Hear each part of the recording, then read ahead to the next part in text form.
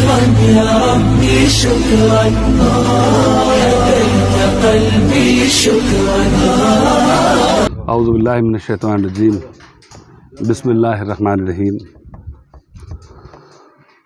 الحمد للہ رب العالمین الرحمن الرحیم مالک یوم الدین. ایاک نعبد و ایاک نستعین. اہدنا الصراط المستقیم صراط الذین انعمت علیہم غیر المغضوب علیہم ولا الضالین. آمین. صدق اللہ العظیم. تعریف اللہ ہی کے لیے ہے جو اس کائنات کا رب ہے، جو رحمان اور رحیم ہے اور روز جزا کا مالک ہے. ہم تیری ہی عبادت کرتے ہیں اور تجھی سے مدد مانگتے ہیں. ہمیں سیدھے راستے پر چلا، صراط مستقیم کے راستے پر چلا،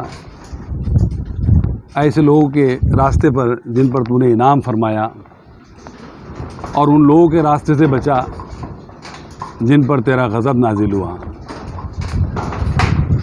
عزیز بھائیوں، آج کا ہمارا تربیتی اجتماع، تربیت اور تفریحی اجتماع بڑے گیپ کے بعد لیا جا رہا ہے، اور ہم نے بالخصوص شعبہ دعوت کے جو ساتھی ہیں ان کا خیال رکھتے ہوئے اس موضوع کا انتخاب کرتے ہوئے اس پروگرام کو منعقد کیا ہے. بھائیوں، ہمارا اور آپ کا ایمان ہے کہ یہ سورہ فاتحہ بڑی فضیلت والی، بڑی بابرکت ہے، اور ایسی جامع دعا ہے کہ جس کا ادراک اور شعوری طور پر انسان اپنی وجود کے اندر، اپنے ذہن و دماغ کے اندر اس کو بٹھا لے، یقین مانیے وہ کسی وقت بھی نماز کو نہیں چھوڑے گا. نہ صرف یہ کہ وہ نماز کا پابند ہوگا، بلکہ اس کو زندگی گزارنے کا جو راستہ ہے، کلیئرفیکشن ہے اللہ کی طرف سے، صراط مستقیم، وہ بھی اس کو میسر آئے. سورہ فاتحہ یقیناً ہم نے اس کو ہر نماز کے اندر ہم پڑھتے ہوں گے شعور کے ساتھ. یہ ایسا کہا جاتا ہے، بلکہ حقیقی بات یہی ہے کہ جو انسان شعوری طور پر نماز پڑھتا ہے اس کی زندگی میں یقیناً تبدیلی آتی ہے. بالخصوص سورہ فاتحہ کا جو بار بار ذکر کیا گیا ہے، اور جس کے بغیر نماز ہی نہیں ہوتی، کوئی نماز ہی نہیں ہوتی، اس کی واحد وجہ یہی ہے بھائیوں کہ بندے کو ہر وقت یاد رہتا ہے کہ وہ اللہ کا بندہ ہے، اللہ معبود ہے، اور وہ عبد یعنی اس کا بندہ اور غلام ہے. یہ ایک بنیادی جو چیز ہے اس کے ذہن میں ہمیشہ رہتی ہے.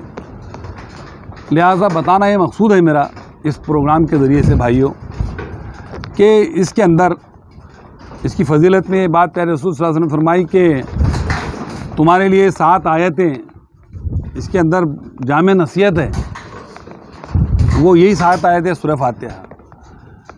ہم اگر اس کو شعوری طور پر اس کو پڑھیں گے انشاءاللہ تعالی، نماز میں پڑھتے ہیں، تو ہم دیکھیں گے کہ انشاءاللہ تعالی ہمیں یہ بات سمجھ میں آئے گی کہ دنیا کے اندر اگر راہ راست اور ہدایت کسی چیز سے مل سکتی ہے تو اس سورہ فاتحہ کے جواب میں اللہ تعالیٰ نے فرمایا کہ یہ قرآن مجید ہے، یہ قرآن مجید ہے.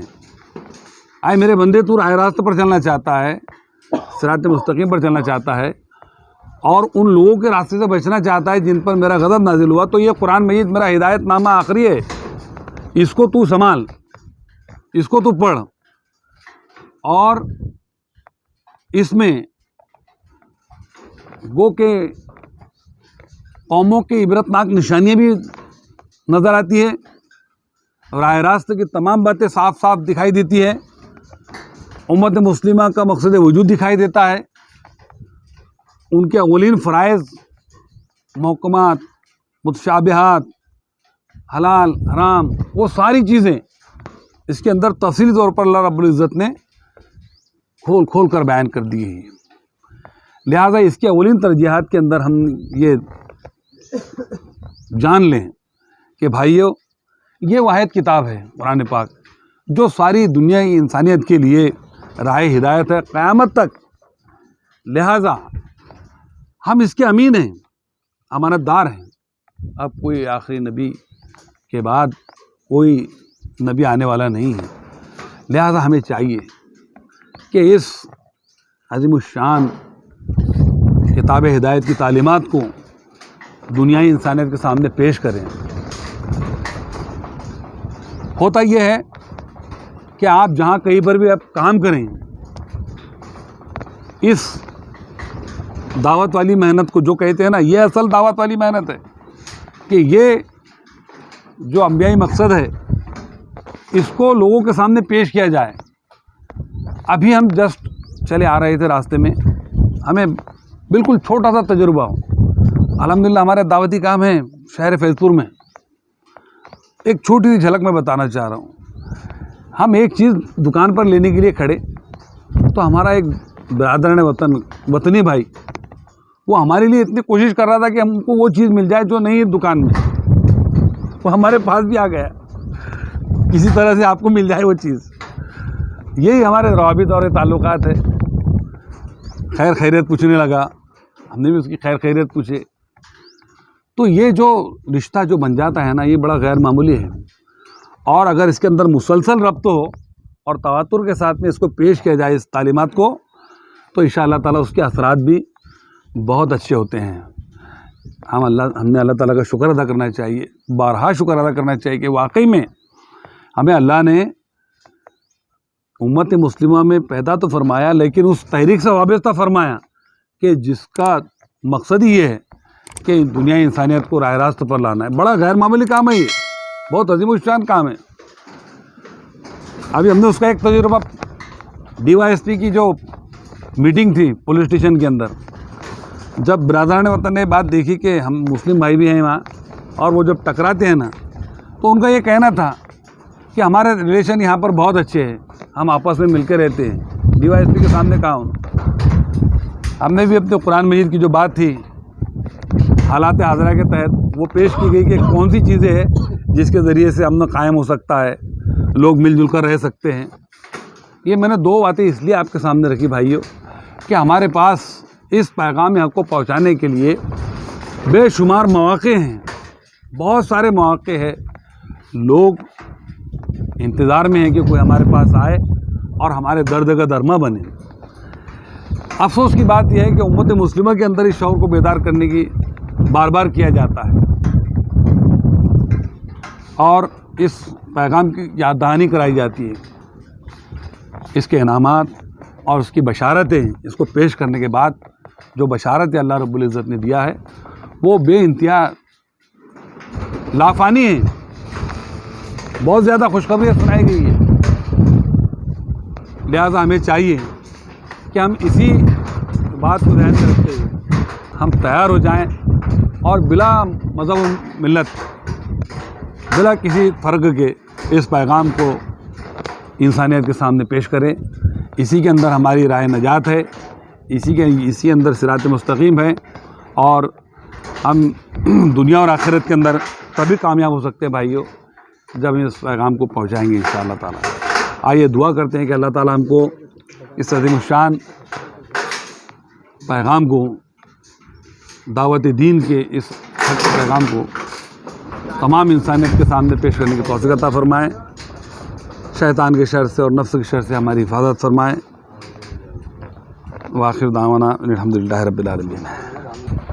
اب اس کے بعد ایک اہم تقریر ہے جس کا عنوان ہے دعوتی مواقع، مشکلات اور حل۔ اس کے لیے میں فلاحی صاحب کو آواز دوں گا کہ وہ آئے اور اس عنوان کے تحت ہماری رہنمائی فرمائیں۔ الحمدللہ رب العالمین والصلاة والسلام علی اشرف الانبیاء والمرسلین ومن تبعهم بإحسان إلى يوم الدين. قال الله تبارك وتعالى في القرآن المجيد والفرقان الحميد: فأعوذ بالله من الشيطان الرجيم. بسم الله الرحمن الرحيم. كنتم خير أمة أخرجت للناس تأمرون بالمعروف وتنهون عن المنكر وتؤمنون بالله. وقال النبي صلى الله عليه وسلم: بلغوا عني ولو آية. صدق الله العظيم وصدق رسوله النبي الكريم ونحن على ذلك لمن الشاهدين والشاكرين والحمد لله رب العالمين. میرے پیارے دوستو، بزرگوں، نوجوان ساتھیوں، یہ اللہ تعالیٰ نے ایک بہترین موقع ہم اور آپ کو عنایت فرمایا ہے کہ خوشگوار ماحول میں بیٹھ کر ہم اور آپ کچھ دین کی باتیں کر رہے ہیں. اس خوشگوار ماحول میں مجھے جو موضوع دیا گیا ہے وہ ہے دعوتی مواقع، مشکلات اور حل. دعوتی مواقع ہندوستانی پس منظر میں، لیکن ہم اور آپ جانتے ہیں کہ اللہ رب العالمین نے جس اسلام کا ہمیں اور آپ کو داعی بنایا ہے وہ ایک آفاقی دین ہے، ایک عالمی دین ہے. لہذا ہمیں اور آپ کو بھی وسعت قلبی اس کا مظاہرہ کرنا ہوگا، اور ہمیں صرف ہندوستان کے لیے نہیں بلکہ پوری دنیا انسانیت کے لیے سوچنا پڑے گا، اور پوری دنیا کے حالات پر نظر رکھتے ہوئے ہمیں دیکھنا پڑے گا کہ دعوتی مواقع کہاں کہاں ہیں، ان دعوتی مواقع کا صحیح استعمال کیسے کرنا ہے، دعوتی مواقع کس طرح سے ہم تلاش کر سکتے ہیں. ان چیزوں کا سمجھنا اور جاننا ایک داعی کے لیے بہت ضروری ہے. اور جب ہم اور آپ اپنے آپ کو داعی امت سمجھتے ہیں تو پھر ہمیں اور آپ کو اس چیز کے لیے کمر بستہ ہو جانا چاہیے کہ ہم اپنے آپ کو اس کے لیے بالکل تیار کر لیں کہ ہمارا کام ہی یہی ہے کہ ہم کو اس کام کو کرنا ہے. اور جب یہ چیز ہمارے پیش نظر ہوگی تو انشاءاللہ ہم اور آپ دیکھیں گے کہ مواقع جیسے جیسے ایک داعی کو ملیں گے ان مواقع کا صحیح استعمال وہ کرتا چلا جائے گا. مواقع کہیں سے ہمیں تھالی میں نہیں دیے جائیں گے کہ صاحب یہ موقع ہے، بہت اچھا موقع ہے، اس موقع کا تلاش کیا گیا ہے اور کیا نام ہے تو بہت بڑی تلاش و جستجو کے بعد یہ موقع ملا ہے، لہذا اس موقع کو ہم اور آپ دعوتی کام کے لیے استعمال کریں. داعی جو ہوتا ہے وہ مواقع تلاش کر لیتا ہے، نکال لیتا ہے، یہی اس کی بڑی خوبی ہوتی ہے. اللہ کے نبی صلی اللہ علیہ وسلم کی سیرت کا مطالعہ کرنے سے یہی بات پتہ چلتا ہے کہ اللہ کے نبی صلی اللہ علیہ وسلم ہر اس موقع کا پورا فائدہ اٹھاتے تھے جس سے بندگان خدا تک اللہ کا پیغام پہنچ جائے. پھر وہ چاہے عکاظ کے بازار ہوں، چاہے وہ مسجد الحرام کے شب و روز ہوں، چاہے وہ باہر سے آنے جانے والے قافلے ہوں، یا جیسا جو موقع اللہ کے نبی صلی اللہ علیہ وسلم کو ملتا تھا، اللہ کے نبی صلی اللہ علیہ وسلم اس کا بھرپور فائدہ اٹھاتے تھے دعوتی کام کے لیے، اور اپنی بات مؤثر طریقے سے بھرپور انداز میں لوگوں کے سامنے رکھ دیتے تھے. پیارے بھائیوں، اس لیے ہم اور آپ سب سے پہلے تو اس بات کو اچھی طرح سے سمجھ لیں کہ ہم اور آپ ایک داعی امت ہے. جیسا کہ اللہ رب العالمین نے ارشاد فرمایا: کنتم خیر امت اخرجت للناس. تم بہترین امت ہو، بہترین گروہ ہو جو نکالی گئی ہیں. اخرجت للناس، اخراج کرنا کہتے ہیں کسی کو نکالنا. اللہ رب العالمین نے بھی ہمیں نکالا ہے، چن لیا ہے. اللہ رب العالمین نے لوگوں کے لیے نکالا ہے. اخرجت للناس کس لیے؟ تأمرون بالمعروف وتنہون عن المنکر. یہ فرض منصبی کے ساتھ کہ تمہیں امر بالمعروف اور نہی عن المنکر کا فریضہ انجام دینا ہے، بھلائیوں کے قیام کی کوشش کرنی ہے، دعوت دین کا کام کرنا ہے، بندگان خدا تک اللہ کا پیغام پہنچانا ہے. امر بالمعروف میں تمام چیزیں آ گئیں. ہر اس بھلائی کے کام کو کرنا ہے ایک داعی امت کو جو اللہ رب العالمین اس کے سپرد کرے گا اپنی کتاب کے ذریعے سے یا اپنے رسول کے ذریعے سے۔ وَتَنْهَوْنَ عَنِ الْمُنْكَرِ، اور منکرات میں وہ تمام کی تمام چیزیں شامل ہیں جس سے اللہ اور اس کے رسول نے روکا ہے، یا قرآن نے روکا ہے، اللہ کے نبی صلی اللہ علیہ وسلم نے روکا ہے، منع کیا ہے۔ اب وہ چاہے کوئی شخص نماز نہیں پڑھ رہا ہے تو اس کو بھی کہا جائے گا کہ بھائی نماز کیوں نہیں پڑھ رہا ہے۔ کوئی شخص شراب پی رہا ہے تو وہاں پر اس کو ٹوکا جائے گا، بولا جائے گا۔ کوئی اپنے والدین کی نافرمانی کر رہا ہے تو اس کو وہاں ٹوکا بولا جائے گا۔ کوئی سود کا کاروبار کر رہا ہے تو اس کو وہاں روکا جائے گا، ٹوکا جائے گا، بولا جائے گا۔ یعنی کوئی کسی برائی میں ملوث ہے تو اس کی برائیوں پر اس کو متنبہ کیا جائے گا، اس کی سرزنش کی جائے گی، اس کو لعن طعن بھی کیا جائے گا، اس کو ان تمام چیزوں پر غیرت بھی دلائی جائے گی کہ ایک مسلمان ہو کر تو یہ کیا کام کر رہا ہے۔ اور صرف یہ مسلمانوں کی حد تک محدود نہیں ہے، بلکہ ہم داعیہ امت ہیں تو ہم اپنے ماحول میں، اپنے اطراف میں جتنی بھی چیزیں دیکھیں گے ان تمام چیزوں پر یہ قانون لاگو ہوگا کہ اگر کہیں بھلائیاں اگر پنپ رہی ہیں تو اس کے لیے ہم کیا کریں گے کہ جدوجہد کریں گے، کوشش کریں گے تاکہ بھلائیاں کیا ہوں، پھلے پھولے۔ اور اگر کہیں کوئی شر، کوئی فساد، کوئی برائی اپنا سر اٹھا رہی ہے تو اس کو دبانے اور کچلنے کی پوری کوشش کریں گے تاکہ وہ زمیں بوس ہو جائے۔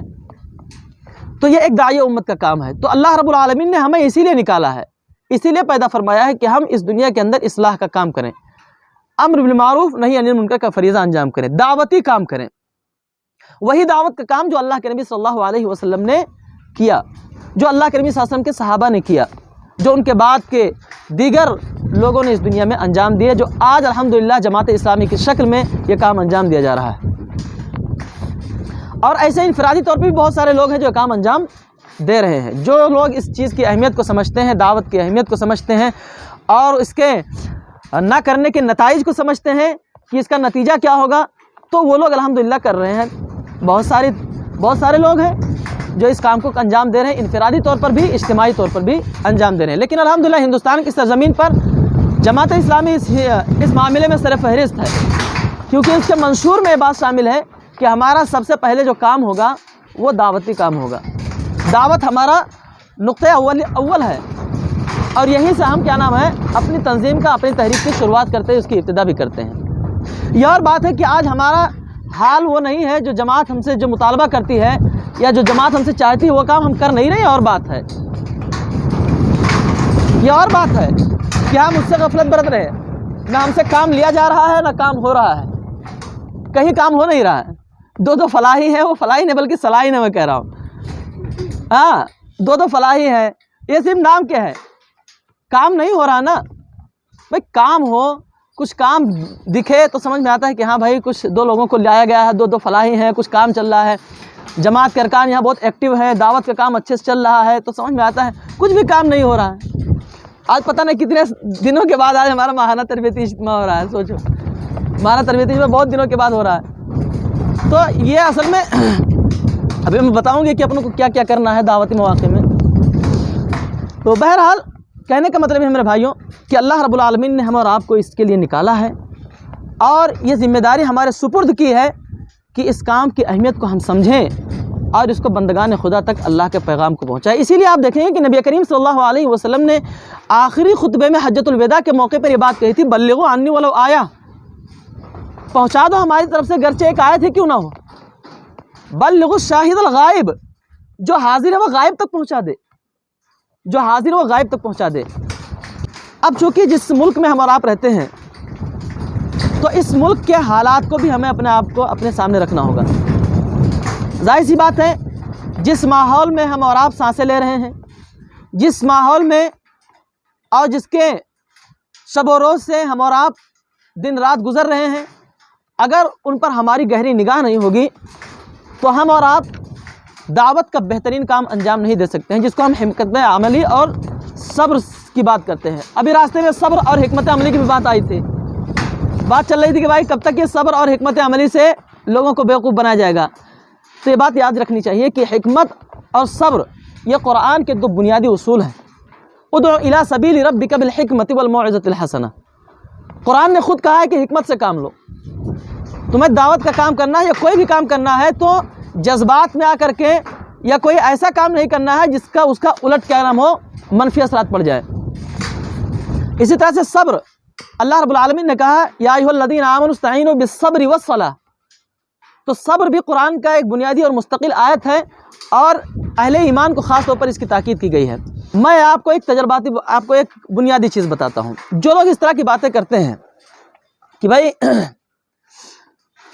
کب تک ہم اس طرح سے صبر اور حکمت کی باتیں کر کر کے لوگوں کو بیوقوف بناتے رہیں گے، یا کب تک اسے کام چلتا رہے گا، یہ بات یاد رکھیں کہ جو لوگ اس طرح کی باتیں کرتے ہیں وہ کوئی عملی نمونہ پیش نہیں کر سکے، آج تک کوئی عملی نمونہ نہیں پیش کر سکے۔ مثال کے طور پر قربانی کا موسم تھا، قربانی کے موسم میں حکمت عملی کیا تھی؟ بھائی گائے کے گوشت کو اللہ رب العالمین نے حلال کیا ہے۔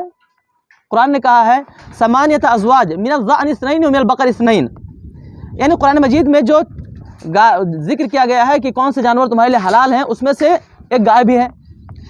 تو میرے وہ کہ بھائی جو کہتے ہیں کہ بھائی حکمت سے کام نہیں لینا چاہیے، تو وہ سر عام گائے کو ذبح کیوں نہیں کر رہے ہیں کہ جو ہوگا دیکھا جائے گا، کیا ہوگا؟ جیل ہی ہوگا، اور کیا ہوگا ہمارے ساتھ جو بھی ہوگا دیکھا جائے گا، لیکن وہ نہیں کرتے ہیں۔ بھائی ہم کر سکتے ہیں نا، اللہ نے ہمارے لیے حلال کیا ہے، ذبح کیجئے، لیکن نہیں کرتے، پھر وہ حکمت عملی کیوں اختیار کرتے ہیں؟ حکمت عملی کیوں اختیار کرتے ہیں؟ یہاں پر کیوں آ جاتے ہیں؟ اس لیے کہ وہ جانتے ہیں کہ یہ طریقہ کار اختیار کرنے سے معاملات بگڑ جائیں گے، حالات سدھریں گے نہیں، اس کا غلط اثر پڑے گا، الٹا اثر پڑے گا۔ تو یہ بہت اہم چیز ہے، اس نقطے کو سمجھیے۔ تو کہنے کا مطلب یہ ہے کہ جس ماحول میں، جس پس منظر میں ہمارا آپ سانس لے رہے ہیں، ان ماحول اور ان حالات کو سامنے رکھ کر کے کام کرنا بہت ضروری ہے۔ ایک داعی کی بہت بڑی حکمت ہوتی ہے کہ وہ ان تمام چیزوں کو اپنے سامنے رکھے۔ اور جن حالات میں ابھی ہمارا آپ سانس لیں، جبکہ ہندوستان کا پورا منظرنامہ بالکل تبدیل ہو رہا ہے، بالکل پورے ہندوستان کی جو اس وقت جو اس کا منظرنامہ ہے، اس قدر خطرناک طریقے سے تبدیل ہو رہا ہے، جو ماحول بنایا جا رہا ہے مسلمانوں کے خلاف، اسلام کے خلاف۔ آپ دیکھیے پشپیندر کے نام سے کوئی ہے، کوئی کیا نام ہے، نرسنگا سرسوتی، یہ وہ لوگ ہیں جو مستقل سوشل میڈیا کے ذریعے سے پورے ہندوستان کے اندر ماحول بنا رہے ہیں، باقاعدہ ماحول بنا رہے ہیں، جگہ جگہ میٹنگ لے رہے ہیں، اور باقاعدہ اعلان اعلان کھلا عام کہہ رہے ہیں ہم فلاں جگہ جا رہے ہیں، جس کو جو کرنا ہے کر لو، آ جاؤ، اور وہاں پر مسلمانوں کے اور اسلام کے خلاف بالکل ماحول تیار کر رہے ہیں۔ ظاہر سی بات ہے ہندوستان میں مختلف مقامات پر ہر جگہ مسلمان آباد ہیں، ایسے حالات میں ہمیں اور آپ کو ان تمام چیزوں کو، تمام مسلمانوں کو پیش نظر رکھتے ہوئے کام کرنا ہوگا۔ تو آپ دیکھیں کہ ان حالات میں حکمت عملی کا تقاضا یہ ہے کہ ہم اور آپ بھی دین اسلام کو فروغ دینے کے لیے، اس کے پہنچانے کے لیے دعوتی مواقع وہی تلاش کریں جو وہ لوگ تلاش کرتے ہیں۔ جیسے مثال کے طور پر وہ لوگ سوشل میڈیا کا استعمال کر رہے ہیں، سوشل میڈیا کا استعمال وہ لوگ جس طرح سے اسلام اور مسلمانوں کے خلاف مغلظات بکتے ہیں، جس طرح سے لوگوں کی ذہن سازی کرتے ہیں اور اسلام کی تعلیمات کو مسخ کر کے لوگوں کے ذہنوں میں اسلام اور مسلمانوں کے خلاف جو فتور پھیلا رہے ہیں، ہم بھی سوشل میڈیا کا استعمال کریں۔ یہ دعوتی مواقع کا ایک بہترین پلیٹ فارم ہے۔ سوشل میڈیا واٹس ایپ کے ذریعے سے، فیس بک کے ذریعے سے اس کا بہترین استعمال ہو سکتا ہے۔ آپ یاد رکھیں کہ اگر ہمارے اندر اتنی کیپیسٹی ہے، ہمارے اندر اتنی طاقت ہے، ہمارے اندر اتنی صلاحیت ہے کہ ہم سامنے والے کے ویڈیوز کا، اس کے پھیلائے ہوئے پروپیگنڈے کا، اس کے ویڈیوز کا جواب ویڈیو سے دے سکتے ہیں، یعنی اس کی ویڈیو پر ویڈیو بنا کر کے ہم اگر دے سکتے ہیں، یہ صلاحیت ہے تو یقیناً ہمیں کرنی چاہیے۔ اور اگر یہ چیز نہیں ہے تو کم سے کم دعوتی مواقع یہ ہے کہ ہم اور آپ سوشل میڈیا کا استعمال اس طرح انداز میں کریں کہ جو لوگ دعوتی میدان کے ماہرین ہیں ان کے ویڈیوز ہم نکالیں، ان کے ویڈیوز نکالیں۔ ڈاکٹر ذاکر نائک ہیں، جماعت اسلامی ہند کے بہترین ایک سے ایک اسکالرس ہیں، جیسے نوشاد عثمانی صاحب ہیں، اور ایسے بہت سارے لوگ ہیں، رفیق پارنیر صاحب ہیں، آکولا کے ایک صاحب ہیں اپنے ڈاکٹر، تو عمر کہاڑے صاحب، تو یہ وہ لوگ ہیں جن کو دعوتی میدان میں کافی تجربات ہیں، اور یہ لوگ الحمدللہ ان کے ویڈیوز بھی سوشل میڈیا پر ہیں۔ تو ان کے ویڈیوز ہم نکالیں اور ان کو کیا کریں، ہم سینڈ کریں۔ اسی طرح سے ہمارے پاس کچھ ایسے مواد ہیں، چھوٹے چھوٹے مواد، آرٹیکلز ہیں، ان آرٹیکلز کو بھی ہم سوشل میڈیا پر ڈالیں۔ یہ آپ سمجھتے ہیں کہ یہ معمولی خدمت ہوگی، لیکن یقین مانیے کہ لگتا تو ہے چھوٹا کام، لیکن یہ چھوٹا کام ایسے کٹر پنتھیوں کے لیے اور ایسے لوگوں کے لیے جو جن کا ذہن خراب کر دیا گیا ہے، ان کے لیے اینٹیڈوز ہے۔ یہ بہت اینٹیڈوز ہے۔ یہ 5 منٹ کی، 2 منٹ کی، 3 منٹ کی اور 6 منٹ کی جو ویڈیوز ہوتے ہیں، یہ بہت زبردست طریقے سے لوگوں کے ذہن پر اثر انداز ہوتے ہیں۔ تو سوشل میڈیا کا صحیح استعمال کرتے ہم لوگ یہ چھوٹے چھوٹے اقتباسات ہیں یا ویڈیوز ہیں، ان کو ڈالنے کی کوشش کریں۔ اگر اللہ تعالیٰ نے ہمارے اندر صلاحیت دی ہے تو ہم اس چیز کو اپنی ویڈیو بنا کر کے خود اس کا دفاع کریں، اسلام کا دفاع کریں، غلط فہمیوں کا ازالہ کریں، یہ کام کر سکتے ہیں۔ تو یہ دعوتی مواقع ہم سوشل میڈیا کے ذریعے سے تلاش کر سکتے ہیں۔ اسی طرح سے سفر ایک بہترین موقع ہے۔ سفر میں ہم اور آپ ہوتے ہیں، کبھی ٹرین میں، کبھی ریل میں، اور کبھی بسز میں ہم اور آپ سفر کر رہے ہوتے ہیں۔ وہاں پر آپ دیکھیے کہ سفر میں جب آپ بیٹھو تو ابتدائی مراحل میں بڑے ہنگامے ہوتے ہیں، ہر کوئی ایک دوسرے پر اپنی لفاظی کے ذریعے سے اور اپنی باتوں کے ذریعے سے لوگوں پر کیا ہوتا ہے، اپنے علم کے سمندر کو اڈیلنے کی کوشش کرتا ہے اور بتانے کی کوشش کرتا ہے ہمارے اندر بڑا علم ہے۔ اور آپ دیکھو نا، بس میں بیٹھو تو ہر کوئی علم کی باتیں ادھر ادھر کی جھاڑتا ہے، چاہے وہ سیاسی ہو چاہے سماجی ہو، ہر طرح کی باتیں کر کے تھوڑی دیر کے بعد وہ کیا ہوتے ہیں، شانت ہو جاتے ہیں، سب خاموش ہو جاتے ہیں۔ اب جب سب خاموش ہوئے اس کے بعد ہمارا کام شروع ہوتا ہے۔ ہمارا کام شروع یہ ہوتا ہے کہ ہم اور آپ وہاں پر دعوتی کتب رکھیں اپنے ساتھ اور ان سے کچھ نہ کہیں، ان کو کتاب دے دیں کہ بھائی آپ اس کتاب کا مطالعہ کیجئے۔ اب بحث و مباحثہ کر کے آپ تھک چکے ہیں، اب آپ آرام سے لیٹ کر کے اس کتاب کا مطالعہ کیجئے۔ آپ دیکھیں گے کہ اس کا اتنا بہترین ایفیکٹ پڑے گا کہ وہ آپ کو منع نہیں کر سکے گا، وہ آپ سے کتاب لے کر کے مطالعہ شروع کر دے گا۔ اور آپ دیکھیں گے کہ سفر کے اختتام تک وہ آپ کا بہترین دوست بھی بن چکا ہوگا۔ اب آپ کا کام یہ ہے کہ وہاں پر اس کا فون نمبر لیجئے، اس کا ایڈریس لیجئے، اس کا پتہ لیجئے، اور اس کے بعد اس سے کہیے اگر آپ پسند فرمائیں تو ہم آپ کو آپ کے ایڈریس پہ ایسے ہی کتابیں انشاءاللہ فری آف چارج آپ کے یہاں ہم دے سکتے ہیں۔ آپ دیکھیں گے کہ وہ منع نہیں کرے گا، اور یہ چیز اس کے لیے آئندہ کے لیے، یعنی قرآن تک پہنچنے کے لیے، حدیث تک پہنچنے کے لیے، اللہ کے نبی صلی اللہ علیہ وسلم کی سیرت تک پہنچنے کے لیے ایک کلید ثابت ہوگی۔ یہ پہلا اسٹیپ ہوگا، ذہن سازی اس کی ہو جائے گی، اور اس کے اندر جو کسی قسم کی اگر خرافات بٹھا دی گئی ہوں گی یا بیٹھی ہوں گی تو انشاءاللہ وہ چیز کیا ہو جائے گی، وہ کدورت دور ہو جائے گی۔ اسی طرح سے انفرادی اور اجتماعی ملاقات ہے۔ یہ دیکھیں بھائی، انفرادی اور اجتماعی ملاقات، اس کے لیے ہمیں اور آپ کو کہیں دور نہیں جانا ہوگا کہ بھائی انفرادی ملاقات کے لیے چلو سودا جائیں گے یا چلو فیض پور سے نکل کے چلو ہنگونا جائیں گے، نہیں، ہمیں اپنے پڑوس میں جو ہمارا جو گھر ہے اس گھر کے اطراف میں جو لوگ رہتے ہیں انہیں ہم کو ٹارگٹ بنانا ہوگا، جو ہمارے دکان کے آس پاس رہتے ہیں ان کو ٹارگٹ کرنا ہوگا، اور ان سے ہم اور آپ ابتدائی مراحل میں اسلام کی بہت لمبی چوڑی اور دقیق باتیں ہم کو نہیں کرنی ہیں۔ آسان لفظوں میں ہمیں اور آپ کو ان کے سامنے چائے وغیرہ کی باتیں کر کے، ادھر ادھر کی باتیں کر کے، کچھ ایسی باتیں جو اسلام اور دیگر مذاہب کے درمیان مشترک ہیں اس پر باتیں کرنی ہے، گفتگو کرنی ہے۔ جیسے قرآن مجید نے خود کہا ہے، قُلْ يَا أَهْلَ الْكِتَابِ تَعَالَوْا إِلَىٰ كَلِمَةٍ سَوَاءٍ بَيْنَنَا وَبَيْنَكُمْ، کہ اہل کتاب آؤ ایک کلمے کی طرف جو ہمارے اور تمہارے درمیان کیا ہے، مشترک ہے۔ اب ان کی کتابوں میں بھی بہت ساری چیزیں ایسی ہیں، بہت ساری باتیں ایسی ہیں جس میں توحید پر دلالت کرتی ہیں ان کی، کہ بھائی ایک الہ کو پوجنا چاہیے، ایک الہ کی پرستش کرنی چاہیے، مورتی پوجا غلط ہے، اس طرح سے آپ کی کتابوں میں بھی لکھا ہے، قرآن بھی اس کی تعلیم دیتا ہے۔ پھر اس طرح کی باتیں کرتے ہوئے خوشگوار ماحول میں ہم اس سے جدا ہو جائیں، بس ہمارا کام ختم ہو گیا۔ اب اس کے بعد دوسرے مواقع ہم تلاش کریں، دوسرے موقع پر ہم اس کو کتاب دے سکتے ہیں، کتابچے دے سکتے ہیں۔ الحمدللہ اس سلسلے میں جماعت اسلامی ہند نے جو کام کیا ہے وہ دیگر کسی تنظیم تحریک نے کام نہیں کیا ہے۔ چھوٹے چھوٹے کتابچے جماعت نے ایسے شائع کیے ہیں کہ اگر کتاب کی شکل میں، کتابچے کی شکل میں اگر ہم اس کو لوگوں کو دے دیں تو لوگوں کی وہ بہت ساری غلط فہمیاں دور ہو جاتی ہیں جو ان کے دلوں میں، دماغ میں بٹھا دی گئی ہیں۔ تو یہ چیزیں ہم ان کو دینے کی کوشش کریں۔ ابتدائی مراحل میں جماعت نے جو ایک سلیبس تیار کیا ہے، یا مقامی طور پر جو سلیبس تیار ہوتا ہے کہ اس میں ابتدائی طور پر ہم فلاں کتابیں دیں، تو ان کتابوں کو ہم پڑھائیں۔ جب ہم دیکھیں کہ بھائی اس شخص کے اندر ایک اچھی خاصی مواد اسلام کے تعلق سے جمع ہو چکا ہے، تب اس کے بعد ہم اس کو قرآن کی تفسیر ہے، جیسے آخری پارے کی تفسیر ہے ترجمے کے ساتھ مولانا مودودی کی، اس کو دینے کی کوشش کریں، تو انشاءاللہ اس کے بہترین نتائج ہمارے سامنے آئیں گے۔ اجتماعی ملاقاتوں میں گیٹ ٹوگیدر ہے، شادی بیاہ کے مواقع ہیں، دکان وغیرہ کھولنے کے مواقع آتے ہیں، اس موقع پر بھی ہم ملاقات کر سکتے ہیں۔ اسی طرح سے ابھی جیسے بات ہو رہی تھی، امیر مقام یہاں بتا رہے تھے کہ بھائی ایک مقام پر اس طرح سے ایک میٹنگ ہوئی تھی، اس میٹنگ کے موقع پر یا اس طرح کے مواقع پر بھی ہم دعوتی کام انجام دے سکتے ہیں۔ اسی طرح سے ایک تیسری چیز یہ ہے خدمت خلق۔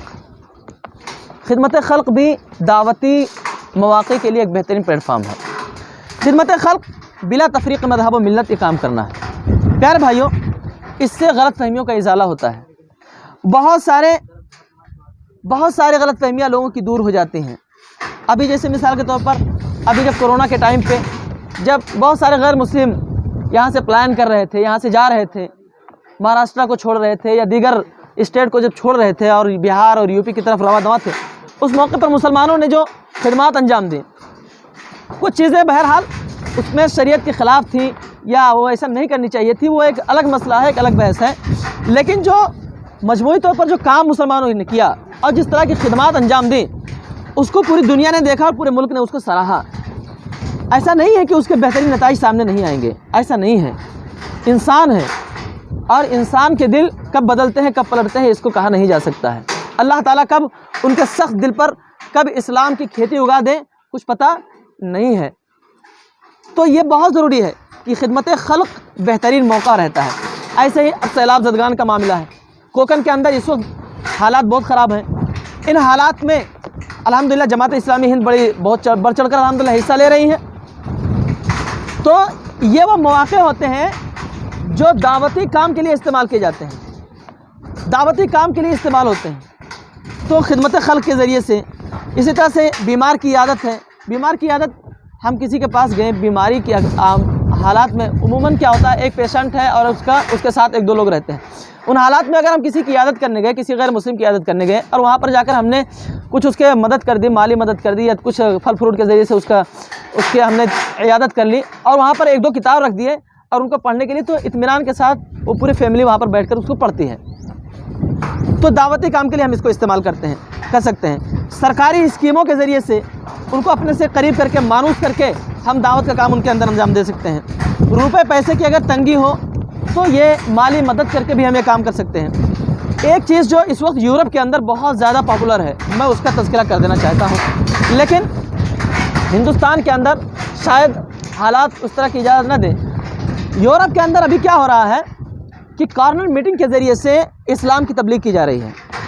کارنر میٹنگ کے ذریعے سے ایک شخص ہے وہ کھڑا ہو جاتا ہے اور کھڑے ہو کر کے اپنا مائک لگا دیا، ہاتھ میں قرآن لے لیا، ایک طرف بائبل رکھ دیا اور اس کے بعد وہاں پر تقریر وہ شروع کر دیتا ہے، اسلام کے محاسن، اسلام کی خوبیاں، اسلام کی باتیں، رسول اللہ صلی اللہ علیہ وسلم آخری نبی ہیں، اور توحید رسالت آخرت پر مدلل تقریریں کرتا ہے۔ جن کو وہاں سننا ہوتا ہے سنتے ہیں، جن کو مناظرہ کرنا ہوتا ہے مناظرہ کرتے ہیں، جس کو بحث و تکرار کرنی ہوتا ہے بحث و تکرار کرتے ہیں، اور جس کو جانا ہوتا ہے وہ چلے جاتے ہیں۔ تو یہ ایک بہترین پلیٹ فارم ہوتا ہے جہاں سے غلط فہمیوں کا ازالہ بھی ہوتا ہے اور دعوت کا کام بھی انجام پاتا ہے۔ کارنر میٹنگ ایک بہترین ذریعہ ہے دعوتی کام کے لیے، دعوتی مواقع کے لیے۔ لیکن پیارے بھائیوں، کارنر میٹنگ اگر اس طرح سے اگر ہم لے رہے ہوں تو اس کے لیے بالغ نظر بہت ہونا ضروری ہے۔ بالغ النظری جس کو ہم بولتے ہیں، یعنی اس کا بین المذاہب جو ادیان ہیں ان کی بھی کتابوں کا بہترین اس کا مطالعہ ہونا چاہیے۔ ہر شخص نہیں کر سکتا یہ کھلے عام، اگر ہم دعوت دے رہے ہیں، چیلنج کر رہے ہیں تو اس کے لیے بہت ضروری ہے۔ پھر ہم ادیان باطلہ ہیں ان کا بھی مطالعہ ہمارے لیے ڈیپ اسٹڈی ہونی چاہیے، ان کی کتابوں کے حوالے بھی ہمارے پاس ہونے چاہیے۔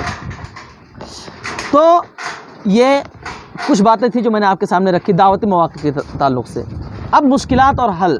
پیارے بھائیوں، مشکلات اگر دیکھیں تو دعوتی کام کرنا دور حاضر میں بہت مشکل ہو گیا ہے، جبکہ حالات اس قدر خطرناک بنا دیے گئے ہیں اور مسلمانوں کے خلاف اس طرح سے شکوک و شبہات بٹھا دیے گئے ہیں ذہنوں میں کہ لوگ بات سننے کے لیے تیار نہیں ہوتے ہیں، اور بہت غلط فہمیوں کی وجہ سے کچھ لوگ سن بھی لیتے ہیں لیکن جو رسپانس ملنا چاہے وہ رسپانس مل نہیں پاتا ہے۔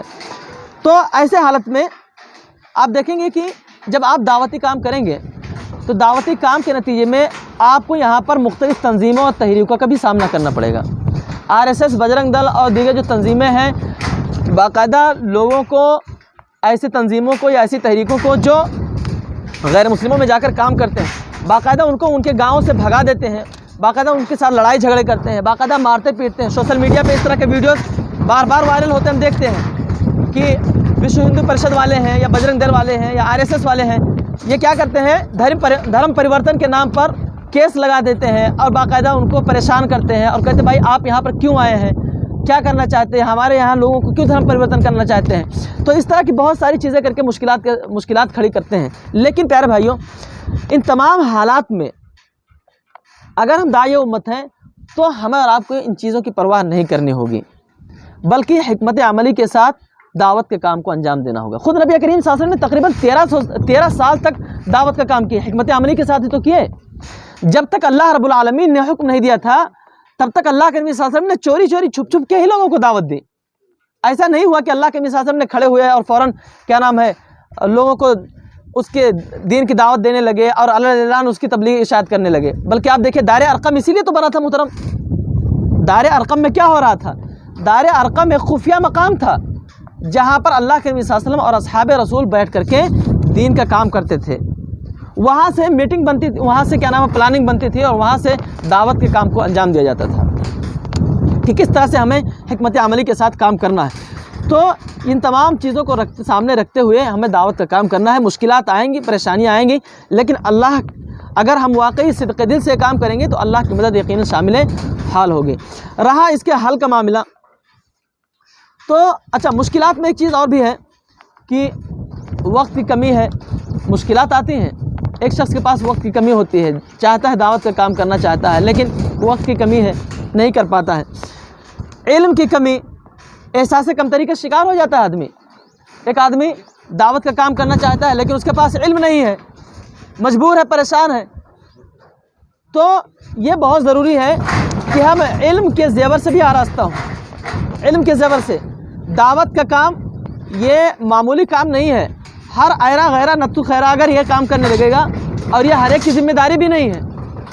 اور یہ جو بات کہی جاتی ہے نا کہ اگر ایک آدمی جہنم میں چلا جائے گا تو قیامت کے دن ہم سے پوچھا جائے گا, یہ بھی ایک بہت غلط فہمی ہے لوگوں کی. دیکھو قرآن مجید میں اللہ نے ارشاد فرمایا ہے وَلَا تَزِرُ وَازِرَةٌ وِزْرَ أُخْرَىٰ. قیامت کے دن کوئی کسی کا بوجھ نہیں اٹھائے گا. اگر کوئی شخص گمراہ ہوتا ہے, کوئی شخص راہ راست سے بھٹکتا ہے, کوئی شخص اگر دین کے راستے پر چلنا نہیں چاہتا ہے, آنا نہیں چاہتا ہے, تو اس کی گمراہی کا ہمارے اوپر کوئی ذمہ داری نہیں ہوگی. یہ بات یاد رکھیں. ہم جس چیز کے مکلف ہیں کہ اپنی استطاعت کے مطابق اللہ کا پیغام بندگان خدا تک پہنچاتے رہیں.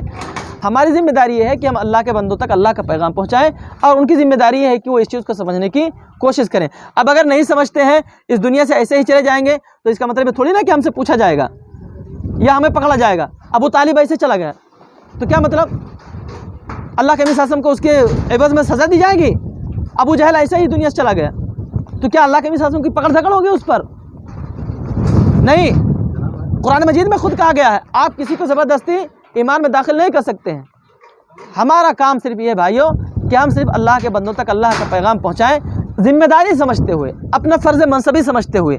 یہ اصل کام ہے. مشکلات میں ایک چیز آتی ہے قول و فعل میں تضاد. ہوتا یہ ہے کہ جب دعوتی کام کرنے والے دعوت کا پیغام لے کر پہنچتے ہیں تو وہ کہتے ہیں یار تم مسلمانوں کو تو دیکھو, تمہارے اندر تو بھی شراب پی رہے لوگ, وہ بھی زناکار ہیں, بدکار ہیں, ان کے اندر کتنی خرابیاں, پہلے ان کی خرابیوں کو دور کرو, ہاں پھر ہمارے پاس آنا. تو یہاں پر بھی آدمی ایک داعی جو ہے وہ مایوسی کا شکار ہو جاتا ہے, مایوسی کا شکار ہو جاتا ہے. لیکن یہاں پر مایوس نہیں ہونا ہے. ان کو یہ چیز بتانی ہوگی کہ بھائی دیکھو یہ ایک برائی ہے جس میں ملوث ہے, اور دین کا جو معاملہ ہے, اسلام کا جو معاملہ ہے, اس سے بالکل مختلف ہے. اس کی تعلیمات یہ ہیں, اور اس سلسلے میں اصلاح کا کام جاری ہے. ہر سماج اور معاشرے میں اچھے اور برے لوگ ہوتے ہیں, لہذا ان کو سدھارنے کی اور ان کو بہتر سے بہتر بنانے کی, ان کے اخلاق و کردار کو سدھارنے کی الحمدللہ پوری کوشش چل رہی ہے. ایسی بات نہیں ہے, مسلمانوں کے اندر تنظیمیں, جماعتیں کام کر رہی ہیں, ہو رہا ہے, لیکن یہ کام ہماری ذمہ داری ہے, اور یہ کام آپ کا ہے, اور یہ چیز ایک امانت کے طور پر ہمارے پاس تھی جس کو ہم نے آپ کو دیا. اب آپ کو اس کا قبول کرنا نہ کرنا اور اس پر عمل کرنا نہ کرنا یہ آپ کا کام ہے. تو اس طرح سے بھی لوگ گھما کر کے لوگوں کو کیا کرتے ہیں, ایک داعی کو پھنسانے کی کوشش کرتے ہیں اور اس کو مایوس کرنے کی کوشش کرتے ہیں تاکہ وہ دوبارہ یہ کام کرنے سے باز آ جائیں. اب دیکھیں آخری بات, پیارے بھائیوں, دعوتی مواقع تلاش کرنا ہے, مشکلات آئیں گی اس پر صبر کرنا ہے, حکمت عملی کے ساتھ کام کرنا ہے, اور بالکل اسی طرح سے ہمیں اور آپ کو اس کا حل تلاش کرنا ہے جس طرح سے ہمارے پاس جب کوئی گراہک آتا ہے تو ہم آپ دیکھیں کیسے اپنے مال کو بیچتے ہیں. ہم اپنے مال کو بیچنے میں کتنے زیرک ہوتے ہیں, کہ دکان سے ہمارا گراہک واپس نہ جائے، کس طرح سے ہم اس سے گفتگو کرتے ہیں، کس طرح سے اس کو رام کرتے ہیں، کس طرح سے اس کی ذہن سازی کرتے ہیں تاکہ وہ مال لینے والا بن جائے، اور یہاں سے جائے تو خالی ہاتھ نہ جائے بلکہ ہمارا مال اپنے ہاتھ میں لے کر کے جائے۔ تو یہ چیز اسلام بھی ہمیں ایسے ہی ایک بزنس مین کی طرح سے کام کرنا ہوگا کہ اپنے پروڈکٹ کو، اسلام کو لوگوں کو اس طرح سے ذہن سازی کر کے ان کے دماغ میں، ان کے دل و دماغ میں اتار دینا ہے تاکہ وہ اسلام کو سمجھنے والے بن جائیں، اور ان کے دل میں اسلام کے تئیں ایک تڑپ پیدا ہو جائے کہ واقعی اسلام کو سمجھنے کی ضرورت ہے، اسلام کو اسلام ایک بہترین دین ہے، اس کو سمجھنا چاہیے، اس کو پڑھنا چاہیے۔ لاؤ دیکھتے ہیں کیا ہے اس کے اندر، پھر آپ دیکھیں گے کہ اگر اس حکمت عملی کے ساتھ اس حل کو تلاش کرنے کی کوشش کریں گے تو انشاءاللہ بہت سارے مواقع ہم کو ملیں گے اور بہت سارے کام انشاءاللہ ہمیں اس سلسلے میں کرنے کو ملیں گے۔ تو اللہ تعالیٰ سے دعا ہے کہ اللہ تعالیٰ ہم اور آپ کو ہندوستانی پس منظر میں خاص طور پر اس چیز کو سمجھنے کی اللہ تعالیٰ توفیق عطا فرمائے، اور حالات کے پیش نظر، حالات کو سامنے رکھتے ہوئے دعوت کے فریضے کو انجام دینے کی اللہ تعالیٰ توفیق عطا فرمائے۔ آمین۔ آخر دعوانا ان الحمدللہ رب العالمین، السلام علیکم ورحمۃ اللہ وبرکاتہ۔ ابھی ہم دعاتی مواقع، مشکلات اور حل اس عنوان کے تحت مولانا حمید الدین فلاحی صاحب سے جو ہے ان کے زرین خیالات سماعت فرما رہے تھے، اور الحمدللہ بڑے بہتر انداز میں اور بہترین انداز میں آپ نے ہماری رہنمائی کی کہ کس طرح ہم مواقع کو تلاش کر کے اور کس طرح داعی کا حق ادا کر سکتے ہیں۔ تو اس کے بعد درس حدیث کے لیے میں مولانا شوکت فلاحی صاحب کو آواز دوں گا، تو درس حدیث کے ذریعے ہماری رہنمائی کریں۔ بسم اللہ الرحمن الرحیم۔ عن عبداللہ بن عمر رضی اللہ عنہما قال اخذ رسول اللہ صلی اللہ علیہ وسلم بمنکبی فقال کن فی الدنیا کأنک غریب او عابر سبیل، وكان ابن عمر يقول اذا امسيت فلا تنتظر الصباح واذا اصبحت فلا تنتظر المساء وخذ من صحتك لمرضك ومن حياتك لموتك، رواہ البخاری۔ محترم المقام، قابل صد احترام معزز سامعین، جیسا کہ ہم سب کو معلوم ہے کہ آج ہم اور آپ جو یہاں جمع ہوئے ہیں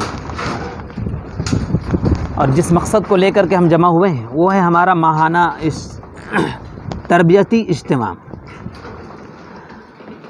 بہت سی باتیں آ چکی ہیں، دعوت کے پہلو سے بھی بہت ساری باتیں آ چکی ہیں۔ ابھی میں نے آپ کے سامنے اللہ کے رسول صلی اللہ علیہ وسلم کی ایک حدیث پیش کیا جس میں عبداللہ بن عمر رضی اللہ تعالی عنہ نے بیان کیا کہ اللہ کے رسول صلی اللہ علیہ وسلم نے میرا شانہ پکڑ کر فرمایا، دنیا میں اس طرح ہو جاؤ جیسے تو مسافر یا راستے میں چلنے والا انسان ہو۔ عبداللہ بن عمر رضی اللہ تعالی عنہما فرمایا کرتے تھے کہ شام ہو جائے تو صبح کا منتظر نہ رہو، اور صبح کے وقت شام کے منتظر نہ رہو، اپنی صحت کو مرض سے پہلے غنیمت جانو اور زندگی کو موت سے پہلے۔ عزیز سامعین، ایک چھوٹی سی حدیث میں نے آپ کے سامنے پیش کیا، چونکہ میری ذمہ داری درس حدیث کی ہے۔ اس حدیث کے اندر زندگی کا ایک پورا نچوڑ بیان کیا گیا ہے۔ سب سے پہلی بات جو یہاں پر بتائی گئی وہ یہ بتائی گئی کہ دنیا کے جتنے بھی انسان ہیں اس انسان کو اس کائنات میں اس طرح رہنا چاہیے، اس طرح ہونا چاہیے جیسے کہ ایک مسافر، راہگیر، راہ چلنے والا انسان، راستے میں چلنے والا انسان۔ سامعین، دنیا میں جتنے بھی انسان ہیں سب مسافر ہیں، ہر ایک کو ایک دن اس دنیا کو چھوڑ کر چلا جانا ہے، لیکن کامیاب مسافر وہی ہے جن کو ان کی منزل کا پتہ ہے، جنہیں منزل کا پتہ نہیں وہ ناکام انسان ہے۔ اس دنیا کا جب ہم جائزہ لیتے ہیں تو پتہ چلتا ہے کہ دنیا میں بڑے بڑے بادشاہ آئے چلے گئے، بہت سے امیر انسان آئے چلے گئے، بہت سے غریب انسان آئے چلے گئے، اور ہر انسان اس دنیا سے جب وہ جاتا ہے تو خالی ہاتھ جاتا ہے، اور جب وہ اس دنیا میں پیدا ہوتا ہے تو خالی ہاتھ پیدا ہوتا ہے، کچھ لے کر نہیں پیدا ہوتا۔ لیکن چونکہ اس دنیا میں جب انسان آتا ہے تو اس کے ساتھ دو چیزیں شامل ہوتی ہیں، وہ ہے ایک اچھا عمل، دوسرا ہے برا عمل۔ جب تک وہ جیے گا تب تک یہ دو عمل اس کے ساتھ رہیں گے برقرار، وہ کرے گا یا تو ایک اچھا عمل کرے گا یا تو برا عمل کرے گا۔ تو اس کائنات کے اندر انسان کو جب مسافر کہا گیا تو وہ اس لیے مسافر کہا گیا تاکہ تم اپنی زندگی کو سنبھال کر کے اس دنیا سے اس زندگی کو بسر کر کے جانا ہے۔ کہیں ایسا نہیں کہ تم سے کوئی ایسی خطا ہو جائے اور پھر تم اس خطا کو لے کے چلے جاؤ، بلکہ اس خطا کو اگر بحیثیت ایک انسان کی اگر غلطی ہو گئی تو اس کو یعنی اسے معافی تلافی کر کے اس کائنات کے اندر سے جانا، نمبر 1۔ نمبر 2، انسان کے اندر جب اس دنیا میں انسان پیدا ہوتا ہے تو بے شمار ان کی خواہشیں ہوتی ہیں، تھوڑی سی خواہشیں نہیں ہوتی، بے انتہا خواہشیں ہوتی ہیں۔ مرزا غالب کا ایک شعر ہے کہ ہزاروں خواہشیں ایسی کہ ہر خواہش پہ دم نکلے، بہت نکلے میرے ارماں لیکن پھر بھی کم نکلے۔ تو انسان کی خواہشیں بہت ہوتی ہیں، لیکن جتنی بھی خواہشیں ہوں اس کے باوجود بھی وہ خواہشیں یہیں پر رہ جاتی ہیں، وہ کبھی تکمیل نہیں ہوتی، کبھی مکمل نہیں ہوتی۔ ظاہر ہے انسان کو اس کائنات میں جو مسافر کی زندگی گزارنی چاہیے وہ اسی لیے گزارنی چاہیے کہ جو ہم پہن رہے ہیں وہ میرا ہے، جو ہم کھا چکے ہیں وہ میرا ہے، اور جب تک سانس چل رہی ہے اور جس کا ہم استعمال کر لیں گے اس کے دائرے میں وہی میرا ہے۔ جیسے ہی وہ سانس کی کڑی جیسے ٹوٹے گی وہ ساری کی ساری چیزیں دھری کی دھری رہ جائے گی اور وہ ورثے میں بٹ جائے گی، وراثت میں بٹ جائے گی، وہ ساری چیزیں انسان کی یہیں پر رہ جائے گی، وہ پھر وہ اس کے ہاتھوں نہیں آنے والی۔ اب رہ گئی بات اس چیز کی کہ پھر وہ جائے گی وہ کون سی چیز ان کے ساتھ، تو جائے گی اس کے ساتھ اس کے نامۂ اعمال کہ انہوں نے کیا کیا، کہاں سے مال کو کمایا، کون سی جگہ پر خرچ کیا، یہ جوانی جو ملی تھی وہ اس کو کیسے انہوں نے گزارا، کس طریقے سے گزارا۔ تو میرے عزیزوں، میرے دوستوں، میرے بھائیوں، یہ دنیا ایک مسافر خانہ ہے اور ہم سب ایک مسافر ہیں، اور مسافر کی زندگی کا مطلب ہی یہ ہوتا ہے کہ جب وہ صبح چلتا ہے تو ان کو صرف اپنی منزل کا پتہ ہوتا ہے، باقی اس کے ارد گرد میں کیا ہو رہا ہے اس سے وہ اتنا دلچسپی نہیں لیتا۔ تو اسی طریقے سے یہ دنیا، اس دنیا کی جو رنگینیاں ہیں ہم دیکھ رہے ہیں، اس سے ہم اس طرح سے اتنا زیادہ مگن اور اتنا زیادہ ہم اس میں محو نہ ہو جائیں کہ ہم اپنا اصل مقصد کھو جائیں اور کھو بیٹھیں۔ اور ہمارا مقصد یہ ہے کہ اس کائنات میں جو زندگی ملی ہے، جو ہر سانسیں جو ہم لے رہے ہیں، ان ہر سانسوں کا ایک سوال ہوگا جس کا جواب دینا پڑے گا، اور اس کا جواب کی تیاری ہمیں یہیں کرنی ہے، کیونکہ موت کے بعد تیاری کرنے کی ضرورت نہیں ہے، موت سے پہلے ہی ہمیں اس کی تیاری کرنی ہے۔ اگر ہم اس کی تیاری آج نہیں کریں گے تو کل اللہ رب العالمین ارشاد فرماتا ہے کہ وَلَن يُؤَخِّرَ اللَّهُ نَفْسًا إِذَا جَاءَ أَجَلُهَا، کہ جب میں کسی کو موت دیتا ہوں، کل سے مراد موت، جب میں کسی کو موت دیتا ہوں تو پھر میں اس میں ذرہ برابر بھی تاخیر نہیں کرتا، یعنی اس کو میں پلٹاتا نہیں ہوں، پھر وہ دوبارہ کبھی بھی واپس بھی نہیں آئے گا اور اس کو مہلت بھی نہیں دی جائے گی۔ تو یہ زندگی ایسی زندگی ہے کہ انسان کچھ کرے یا نہ کرے، انسان ہر قدم موت کے قریب ہوتا چلا جا رہا ہے۔ اسی لیے انسان کو ہر لمحہ خدا کا شکر ادا کرتے رہنا چاہیے اور اس کے احکام کے مطابق اپنی زندگی کو گزارنا چاہیے۔ اور یہاں پر جو بات بتائی جا رہی ہے وہ یہ ہے کہ اپنی صحت کو مرض سے پہلے غنیمت جانو۔ دیکھیے اللہ رب العالمین کی طرف سے جو یہ جوانی جو دی گئی ہے، جوانی اور جوانی میں ایک صحت، ایک جوانی ہوتی ہے اور ایک صحت، یہ دونوں الگ الگ چیزیں۔ انسان کی جوانی جو جوانی ملی ہے، اگر صحت خراب ہو گئی تو پھر وہ جوانی نہیں رہتی۔ تو اللہ تبارک و تعالیٰ نے جو اس جوانی کی عمر میں جو صحت دی ہے اس کا ہمیں ہر لمحہ جائزہ لیتے رہنا چاہیے۔ کیوں لیتے رہنا چاہیے؟ کیونکہ جب انسان کی زندگی میں کوئی مصیبت آ جاتی ہے، کوئی پریشانی آ جاتی ہے، کوئی بھی ایسی مصیبت آ جاتی ہے جو وہ اس سے چمٹ جاتی ہے اور وہ موت کے قریب تک چلی جاتی ہے تو وہ کچھ نہیں کر سکتا۔ بہت کچھ آرزویں ہوتی ہیں، بہت ساری خواہشیں ہوتی ہیں انسان کی، لیکن وہ کچھ نہیں کر پاتا جب مصیبت اس کے ساتھ آ جاتی ہے۔ تو مرض سے پہلے صحت کی اس کو بار بار اس کا بار بار غور و فکر کرنا، اس پر جائزہ لینا، اور یہ کہنا اپنے آپ میں کہ اللہ جو کچھ بھی آپ نے ہمیں صحت دیا ہے اس صحت کے ذریعے سے ہمیں دین کی خدمت کے لیے قبول فرما۔ یہ بہت ہی بڑی بات ہے، کیونکہ انسان جب جوانی کے عالم میں ہوتا ہے تو ان کو بہت ساری ایسی خواہشیں ان کے اندر ہوتی ہیں جو وہ اسے پورا کرنے میں لگ جاتا ہے اور اس کی جوانی برباد ہو جاتی ہے، اور ان کو لگتا ہے کہ ہم نے بہت کچھ پورا کیا ہے، لیکن وہ کچھ بھی پورا نہیں کرتا، کیونکہ یہ دنیا میں بڑے بڑے جو بادشاہ آئے، آپ ان کی تاریخ کو پڑھیں تو پتہ چلے گا کہ ان کی زمین اور ان کے خزانے اور ان کی کنجیاں، ان کی جو چابیاں تھیں، لوگ گنتے رہتے تھے لیکن ختم نہیں ہوتے تھے۔ اس کے باوجود بھی آج اس کا نام و نشان نہیں ہے، زمین ویسی ہی ہے، لیکن وہ وہاں سے چلے گئے، مٹ گئے، اور اس کا نام و نشان نہیں ہے، ساری سلطنتیں ختم ہو گئی، نام و نشان مٹ گئے۔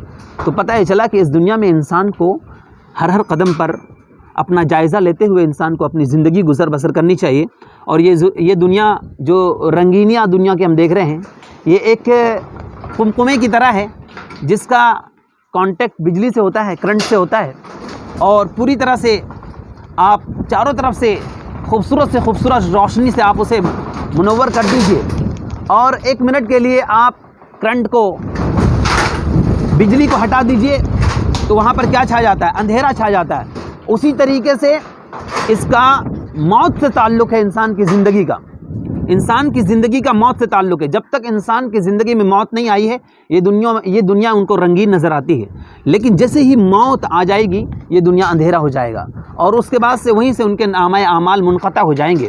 تو اللہ رب العالمین سے دعا کریں کہ اللہ سبحانہ و تعالی ہم سب کو زندگی، موت سے پہلے زندگی کو سنوارنے اور اس کو سمجھنے اور اس کو اپنی اس زندگی کو اللہ، اس کے رسول صلی اللہ علیہ وسلم کے مطابق زندگی گزارنے کی توفیق عطا فرمائے، اور جو کچھ بھی اللہ تبارک و تعالیٰ نے ہمیں دین کی سمجھ دی ہے، جو کچھ بھی اللہ تبارک و تعالیٰ نے دین ہمیں عطا کیا ہے، اس پر ہم خود بھی عمل پیرا ہوں، اور دنیا کے جتنے بھی انسان ہمارے سامنے میں آئے ان سب کو بتاتے ہوئے اس دنیا سے چلے جائیں، تاکہ کل قیامت کے روز ہمیں حساب دینے میں آسانی ہو، کیونکہ حساب تو لیا جائے گا۔ اللہ تبارک و تعالیٰ سے دعا ہے کہ اللہ سبحانہ و تعالیٰ ہم سب کو ان سب باتوں پر غور و فکر کرنے، اس پر عمل کرنے اور اس کے مطابق زندگی گزار کر اس کائنات کے اندر سے جانے کی توفیق عطا فرمائے۔ وآخر دعوانا الحمدللہ رب العالمین۔ اعوذ باللہ من الشیطان الرجیم، بسم اللہ الرحمن الرحیم۔ رائے ایک کے عزیز ساتھیوں، آپ سبھی جانتے ہیں کہ دعوتی کام یہ ہر مسلمان پہ فرض ہے، اور اس نے اپنی استطاعت کے مطابق انجام دینا چاہیے۔ تو کچھ دعوتی تجربات مجھ سے پیش کرنے کا کہا گیا ہے۔ میں نے بھی کچھ ٹوٹی پھوٹی کوششیں جو کی ہے بحیثیت ایک مسلم، تو وہ میں آپ کے سامنے 2-3 مواقع رکھنا چاہوں گا۔ ہمیں تحریک نے جو شعور دیا اور جو اسلام کا کنسیپٹ بتایا اور جو تعلیمات قرآن کی شکل میں ہمارے سامنے آئی، تو اس سے ہمیں سمجھ میں آیا کہ دعوتی کام ایک اہم ضرورت ہے، اور انبیاء علیہ السلام کی سب سے بڑی سنت اگر کوئی ہے تو دعوتی کام ہے۔ ہر نبی کی جو سب سے بڑی سنت ہے وہ دعوت ہے، اور اللہ نے اپنے برگزیدہ بندوں کو اسی کام کے لیے باقاعدہ منتخب کر کے قوموں کی طرف بھیجا ہے۔ تو یہ بڑا عظمت والا کام ہے، اور یہ اللہ کے دین کا کام ہے، اور اللہ نے اس کی عظمت اور بزرگی کے بارے میں یہ بتایا کہ جب بندہ اس کام کو کرتا ہے تو اللہ جو ہے اس کے مسائل کو حل فرماتا ہے اس کے ذریعے، اور قوموں کی نجات کا سامان جو ہے دعوتی کام میں ہے، بلکہ امت مسلمہ کی جو بھی مسائل ہے ان کا حل دعوتی کام میں ہے، کیونکہ دعوتی کام ابتدا ہے مسائل کے حل کی، دعوتی کام ابتدا ہے اللہ کے دین کو پھیلانے کی، اور دعوتی کام ہی وہ ہے اہم چیز ہے جو کافروں اور مشرکوں کو سامنے لا کر کھڑا کر دیتی ہے کہ یہ کافر اور مشرک ہے۔ ہم ان لوگوں کو کیسے کافر اور مشرک کہیں گے جن تک ابھی تک اللہ کا دین ہی صحیح طریقے سے نہیں پہنچا، جنہیں یہی پتہ نہیں کہ اسلام کہتا کیا کون سا مذہب اور کیسا مذہب ہے اور اس کی تعلیمات کیا ہے، جنہیں صرف غلط باتیں ہی پہنچائی گئی اب تک، انہیں ہم کیسے کافر اور مشرک کہہ سکتے ہیں؟ تو ایک یہ چیز ہے کہ جب تک ہم اتمام حجت کا فریضہ انجام نہ دیں گے تو ہم بحیثیت مسلم ہم بھی اس کے لیے جواب دہ ہے کل قیامت کے دن اللہ کے سامنے کہ ہم نے وہ کام کیا یا نہیں کیا۔ تو سب سے پہلے ہم اپنے آپ کو ٹٹولیں اور اس کے لیے تیار کریں کہ ہم انشاءاللہ اس فریضے کو جتنی حد تک ہو سکے اپنی استطاعت کے مطابق کرنے کی کوشش کریں گے۔ میں اپنے کالج کا ایک تجربہ پیش کرتا ہوں کہ ہمارے مسلم نوجوانوں میں دعوتی کام کی ضرورت کتنی ضروری ہے۔ ہوتا یہ ہے کہ جب ایسے مواقع آتے ہیں تو مسلمان اس موقع پر اپنے آپ کو پیش نہیں کر پاتے۔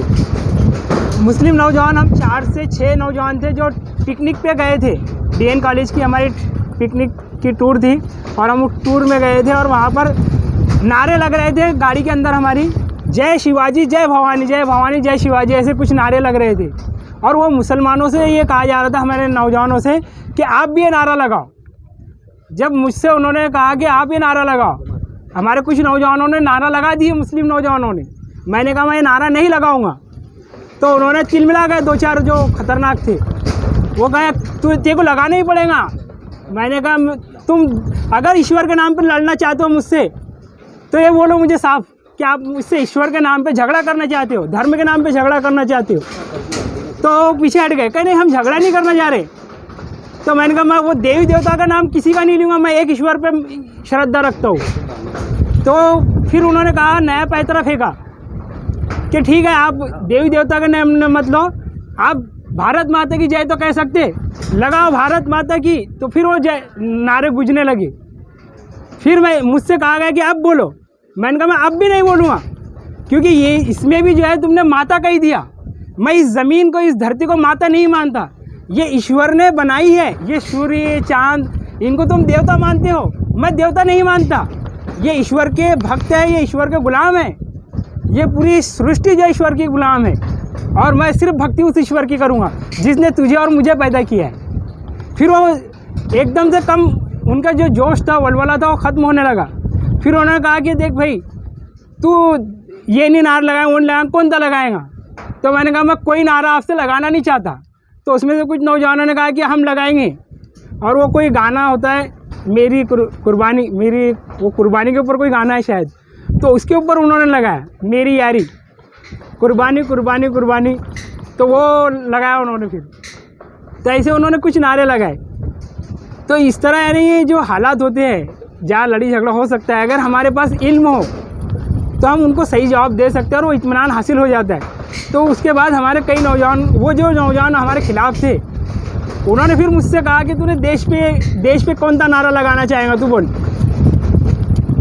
تو میں نے اس سے کہا کہ ہندو مسلم سکھ عیسائی آپس میں ایسا بھائی بھائی یہ لگا دو نعرہ، میں اس کا ساتھ دوں گا۔ میں نے کہا جتنے بھی پنیہ کے کام ہیں، اچھے کام ہیں جس میں ایک دوسرے کا ساتھ دیا جاتا، دیش کی انتی اور پرگتی کی بات ہوگی، وہاں میں اپنا خون تک نچھاور کر دوں گا، اور میرا دھرم مجھ سے کہتا ہے کہ ایک ایک بوند لگا دے تجھے شہید کا مرتبہ دیا جائے گا۔ میرے ایشور نے مجھ سے آدیش دیا ہے کہ مجھے شہید کا مرتبہ دیا جائے گا۔ تو وہ متاثر ہوگا اس سے۔ میں نے کہا ہم کبھی غداری نہیں کر سکتے، دیش کے غدار ہم نہیں ہو سکتے، دیش کے غدار میں نے کہا وہ لوگ ہو سکتے ہیں جو دھرم کے نام پہ لڑاتے ہیں لوگوں کو۔ میں نے کہا ہم دیش کے سچے وفادار ہیں اور سچا پریم ہم کو دیش سے، اس لیے میں نے کہا پاکستان نہیں گئے اور آج بھی ہم یہاں رہ رہے ہیں، اور انشاءاللہ ہم جب تک رہیں گے جب تک اس دیش سے محبت کریں گے اور اس دیش کو مٹانے والے اور اس دیش میں دھرم کی راجنیتی کرنے والے لوگوں کے خلاف رہیں گے۔ یہ جملے جب میں نے ان سے بولے تو وہ بہت متاثر ہو گئے، اور اس کے بعد وہ جب تک میں یعنی کالج میں ہم رہے، وہ بہت کوئی بھی چیز اگر مانگنی ہوتی ہے تو کہتے تھے اگر شیک مانگے تو ہم دے دیں گے، شیک نے کہا تو ہم کر دیں گے۔ تو میرے کہنے کے مطابق یعنی کئی کام وہ ایسے کرتے تھے جو دوسرے مسلمان بچوں کے کہنے پہ وہ نہیں کرتے تھے۔ تو یہ اللہ کے دین کی وجہ سے ہوا، یہ رواب، یہ دبدبہ جو ہمارا بنا، اور اس کے بعد وہ کئی مسائل انہوں نے مجھ سے دوران کالج پوچھتے رہے اور کئی باتیں جو ہے اسلام کے بارے میں مجھ سے جانتے رہے۔ تو یہ ان کے اندر پیدا ہو گیا کہ یہ آدمی میں کچھ چیزیں ہیں۔ پھر وہ انہوں نے مجھ سے ایک بات یہ بھی کہی کہ جو تم بتاتے معلومات وہ ان کو کیوں نہیں ہے، تمہارے دوسرے نوجوان ہیں، تمہارے جو مسلمان ہیں دوسرے، ایسی وہ باتیں کیوں نہیں بتاتی جیسی تم نے مجھے بتائے۔ تو میں نے ان سے یہی کہا کہ بھائی ان کو وہ علم نہیں ہے، انہوں نے اسلام کو صرف اپنے جیسے تم پیدائشی ہندو ہے اسی طرح وہ بھی پیدائشی مسلمان ہیں، انہوں نے اصل میں اسلام کو اپنے دل میں اتارا نہیں ہے ابھی تک۔ اگر وہ اتار لیتے تو وہ ضرور وہ باتیں بتاتے جو میں بتا رہا، کیونکہ میں میرے دل سے کچھ بھی نہیں بتا رہا، جو بھی قرآن حدیث کا میں نے اب تک پڑھا ہے، مطالعہ کیا ہے، سنا ہے، وہی میں آپ کو سنا رہا ہوں۔ تو ہمارا جو ڈپارٹمنٹ ہے HOD، اس نے بھی جو ہے اس باتوں کو جب سنا تھا تو اس نے بھی پریکٹیکل میں کئی طرح کی سہولتیں جو ہمارے مسلم نوجوانوں کو دی، جبکہ وہ تعصب رکھتا تھا اور ہمارے نوجوانوں نے شکایتیں بھی کی تھی کہ وہ ایسا ایسا کرتا ہے ہمارے ساتھ. جب میں نے وہ سر سے ہم نے بات چیت کرے گروپ میں جا کر اور سر کے سامنے اسلام کی دعوت رکھ دی, تو اس کے بعد سے اس کا یہ رویہ تھا کہ وہ مجھے بلایا کرتا تھا کہ شیخ تو آ اور کیا ہے یہ ایسا ایسا مسئلہ چل رہا ہے یہ کر دے. تو یہ اس طرح کے جو کام ہوتے ہیں اگر ہم آگے جا کر کچھ باتیں بتا دے کر لے تو انشاءاللہ اس سے ایک فضا بن جاتی ہے اور لوگوں کو وشواس بیٹھتا ہے. آج غیر مسلموں کو ہم پر وشواس ہی نہیں ہے. تو یہ جو وشواس ہے بہت اہم چیز ہے. اگر ہم انہیں اسلام بتائیں وہ سمجھتے کہ سارے مسلمان دھوکے باز ہیں, سارے مسلمان یہی چاہتے ہیں, مفاد پرست ہوتے ہیں.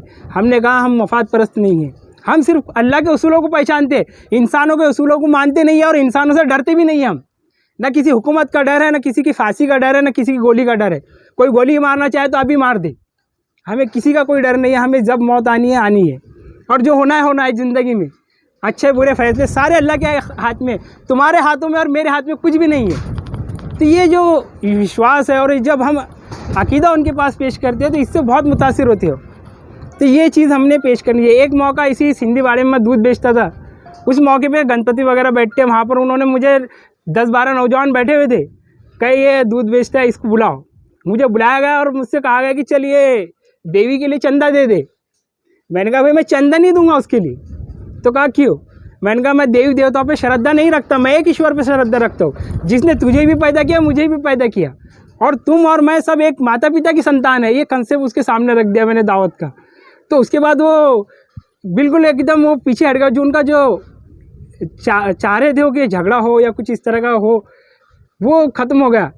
پھر انہوں نے مجھ سے کہا کہ میں نے ان سے کہا کہ دیکھو اگر آپ چاہتے ہیں کہ میں دان کروں تو ہم تو ایشور آدیش دیتا ہے کہ تم جو ہے غریبوں کا خیال رکھو, اندھوں کا خیال رکھو, اپنگ لوگوں کا خیال رکھو. تو اگر آپ کے پاس کوئی ایسا مریض ہے, اپنگ ہے, کچھ ایسا آدمی ہے آپ کی قوم کا کیوں نہ ہو, اس کے لیے جو بھی مدد میرے طرف سے ہو سکتی میں ڈونیٹ کرنے کو تیار ہوں, آپ بولیے. لیکن دیوی دیوتا کے نام پہ میں 1 روپیہ بھی دوں گا نہیں. جب انہوں نے میرا یہ جملہ سنا تو کہا کہ تمہارے بہت سارے لوگ تو ایسے ہیں, وہ تو دیوی دیوتا کی پوجا بھی کرتے. اس ٹائم میں حاجی صاحب کا کچھ ویڈیو چل رہا تھا اس وقت کہ وہ پوجا کر رہے ہیں دیوی کی. تو انہوں نے کہا, تو میں نے کہا وہ حاجی صاحب ہی نہیں رہے, اب ان کا ایمانی خطرے میں چلے گیا. کیونکہ جب تک ایک ایشور کو مانیں گے تب تک ہی مسلمان ہیں. ایک ایشور کے علاوہ اگر آپ نے کہہ دیا کہ فلاں ہستی ہے, چاہے وہ درگاہ کا ہی کیوں نہ کہہ دے, میں نے کہا اگر وہ کہہ دے کہ وہ بھی ہے جو اللہ کے علاوہ دے سکتے ہیں, لے سکتے ہیں, عطا کر سکتے ہیں, تو میں نے کہا اس کا ایمان ختم ہو گیا. اب اسے پھر سے کلمہ پڑھنا پڑے گا, وہ مسلمان ہی نہیں رہا. تو میں نے کہا وہ حاجی صاحب آپ کی نظر میں مسلمان ہوں گے, وہ اسلام کی نظر میں مسلمان نہیں رہے. اسلام کی تعلیمات اور جو ڈیفینیشن ہے اسلام میں وہ اللہ کا فرما بردار ہے مسلمان. تو میں نے کہا میں اللہ کا فرما بردار ہوں, اس کائنات کا, اس سرشٹی کا جو نرماتا ہے, جو تیرا اور میرا پالن کرتا ہے, میں اس خدا کا فرما بردار ہوں اور اس کی آگیا دھارک ہوں میں. تو جب ان کے اوپر یہ اثرات ہوئے کہ انہوں نے مجھے کبھی بھی نہیں ٹوکا کہ کبھی مجھے دودھ بیچنے میں تکلیف دی ہو, کبھی چندہ منگاؤ, کبھی انہوں نے چندہ نہیں مانگا. بلکہ وہ نوجوانوں نے کبھی بھی جو ہے کچھ آئی بات تو کہا کہ اگر کوئی اچھا آدمی, ان میں کچھ اچھے لوگ بھی ہے, بولے یہ نوجوان وہ اچھے لوگوں میں سے ہے. یہ تعریف میری نہیں ہو رہی ہے, یہ تعریف اسلام کی ہے. کیونکہ ہم نے جب اسلام کی باتیں ان کے سامنے پیش کی تو وہ متاثر ہوئے اور کہا کہ اسلام جو ہے اچھا, اسلام میں یعنی 5 انگلیاں برابر نہیں ہیں. اس وقت وہ 26/11 کے واقعات بھی ہوئے, اس وقت کی بھی کچھ ایسے ہی غیر مسلموں سے بات چیت ہوئی میری آفیسز وغیرہ میں. ایسے موقع تو نہیں ہے. تو ان موقعوں پہ بھی جب ہم نے ان کے سامنے باتیں رکھی, میں ناسک میں تھا, یشونت راؤ اوپن یونیورسٹی جو ہماری مفت ودیا پیٹھ ہے اس کے اندر میں کام کر رہا تھا. اس وقت جب ان کے سامنے میں نے اسلام کا جہاد کا کنسیپٹ بتایا تو وہ بھی بڑے متاثر ہوئے کہ کہا واقعی میں یار یہ اتنی اچھی اچھی باتیں تمہارے پاس ہے, تمہارا دھرم سب سے اچھا لگتا ہے. بولے جو وہاں کا ہمارا ہیڈ آف ڈپارٹمنٹ تھا اس نے باقاعدہ مجھے اپنے پاس بلا لیا تھا کام کرنے کے لیے. اس نے کہا کہ مجھے کسی پہ بھروسہ نہیں ہے جتنا تجھ پہ بھروسہ ہے, اور شیخ میں چاہتا ہوں کہ تم میرے ساتھ ہی رہے. جب کہ اس کی بدلی ہوئی تو ناگپور میں اس کا شفٹ ہوئی تو اس نے یہ تک کہا مجھ سے کہ تو میرے ساتھ ناگپور چل, تیرے لیے میں سفارش بھی کروں گا, تجھے وہاں لگاؤں گا بھی اور تجھے میرے پاس ہی رکھوں گا. تو یہ مجھ سے متاثر نہیں ہوا تھا, وہ اسلامی تعلیمات جو ہم نے اس تک پہنچائی تھی ٹوٹے پھوٹے انداز میں, وہ ان تعلیمات کا اثر تھا جس کی وجہ سے اسے مجھ سے محبت ہو گئی تھی. میں نے اس کے جو کمپیوٹر جس پہ میں کام کرتا تھا میں نے ترانے ڈال دیے تھے, اس میں کچھ غیر مسلموں کے لیے ترانے اس وقت جماعت نے نکالی ہوئی تھی, وہ اچھے تھے, بہت اچھے ترانے تھے. وہ سن کر وہ متاثر ہو گیا کہ اتنے اچھے گیت کہاں سے آ گئے بولے تمہارے پاس. کہا ایسے گیت تو میں نے آج تک نہیں سنے بولے. میں نے کہا ایسی ہی تعلیمات ہے جس کو ہم جماعت کے ذریعے پیش کرتے ہیں, اور جماعت اسلامی چاہتی ہے کہ پورے دیش میں اس طرح کا واتاورن بنایا جائے کہ ہندو مسلم ایکتا بھی ہو اور ہر ایک کو اپنے دھرم کے اوپر آزادی بھی مل جائے. تو انہوں نے کہا یہ جو تمہاری سوچ ہے اور جو طریقہ کار ہے وہ بہت اچھے ہے. تو یہ چیزیں ہیں جو اگر ہم کریں گے انشاءاللہ تو اس کے بہت سارے فوائد ملتے ہیں. اللہ تعالیٰ اس کے دنیا میں بھی ہمیں فائدے دیتا ہے اور آخرت میں تو اللہ اس کا ان گنت حساب انشاءاللہ ہم کو دے گا. تو میں اللہ سے دعا کرتا ہوں کہ اللہ ہم سب کو اس کام کرنے کی توفیق عطا فرمائے. الحمدللہ رب العالمین. اعوذ باللہ من الشیطان الرجیم. بسم اللہ الرحمن الرحیم. ربنا آتنا فی الدنیا حسنۃ وفی الآخرۃ حسنۃ وقنا عذاب النار وقنا عذاب القبر وقنا عذاب الحشر وقنا عذاب السکرات. رب اجعلنی مقیم الصلاۃ ومن ذریتی ربنا وتقبل دعا. ربنا اغفر لی ولوالدی وللمؤمنین یوم یقوم الحساب. ربنا لا تزغ قلوبنا بعد إذ هديتنا وهب لنا من لدنك رحمة إنك أنت الوهاب. لا إله إلا أنت سبحانك إني كنت من الظالمين. اللهم أجرني من النار اللهم أجرني من النار اللهم حاسبني حسابا يسيرا. إن الله ملائكته يصلون على النبي يا أيها الذين آمنوا صلوا عليه وسلموا تسليما. سبحان ربک رب العزت عما یصفون وسلام علی المرسلین والحمد للہ.